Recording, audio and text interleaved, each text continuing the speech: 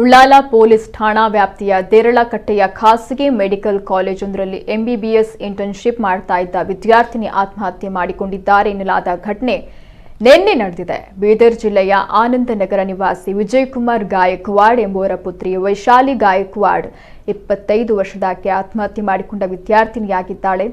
ಈಕೆ ತನ್ನ ಸಹಪಾಠಿ ಜೊತೆ ಕುತ್ತಾರೂರಿನಲ್ಲಿರುವಂತಹ ಸಿಲಿಕಾನ್ ಅಪಾರ್ಟ್ಮೆಂಟ್ನಲ್ಲಿ ವಾಸವಿದ್ದು ಶನಿವಾರ ರಾತ್ರಿ ತನ್ನ ಸಹಪಾಠಿ ಜೊತೆ ಮಾತನಾಡಿದ್ದನ್ನ ಮತ್ತು ಇಬ್ಬರು ಪ್ರತ್ಯೇಕ ರೂಮ್ನಲ್ಲಿ ಮಲಗಿದ್ದನ್ನ ಅಪಾರ್ಟ್ಮೆಂಟ್ನ ಇತರರು ಕಂಡಿದ್ದಾರೆ ಅಂತ ಹೇಳಲಾಗ್ತಿದೆ. ಆದರೆ ರವಿವಾರ ಬೆಳಗ್ಗೆ 10 ಗಂಟೆಯಾದರೂ ವೈಶಾಲಿ ತನ್ನ ರೂಮಿನಿಂದ ಹೊರಬರದ ಕಾರಣ ಆತಂಕಕ್ಕೆ ಒಳಗಾದ ಸಹಪಾಠಿಯು ರೂಮಿಗೆ ತೆರಳಿ ನೋಡಿದಾಗ ವೈಶಾಲಿ ಫ್ಯಾನ್ಗೆ ನೇಣು ಬಿಗಿದು ಆತ್ಮಹತ್ಯೆ ಮಾಡಿಕೊಂಡಿರುವುದಾಗಿ ದೂರಲಾಗಿದೆ. ಇನ್ನು ಇಷ್ಟೆಲ್ಲದರ ಮಧ್ಯೆ ಮೆಡಿಕಲ್ ಕಲಿತಾ ಇರುವ ಕೇರಳದ ಪಾಲಕ್ಕಾಡ್ ಮೂಲದ ವಿದ್ಯಾರ್ಥಿಯೊಬ್ಬನನ್ನ ವೈಶಾಲಿ ಪ್ರೀತಿ ಮಾಡ್ತಾ ಇದ್ದು ಇವರ ನಡುವಿನ ಭಿನ್ನಾಭಿಪ್ರಾಯ ಆತ್ಮಹತ್ಯೆಗೆ ಕಾರಣ ಅಂತ ಪ್ರಾಥಮಿಕ ತನಿಖೆಯಿಂದ ತಿಳಿದು ಬಂದಿರೋದಾಗಿ ಪೊಲೀಸರು ಮಾಹಿತಿಯನ್ನು ನೀಡಿದ್ದಾರೆ.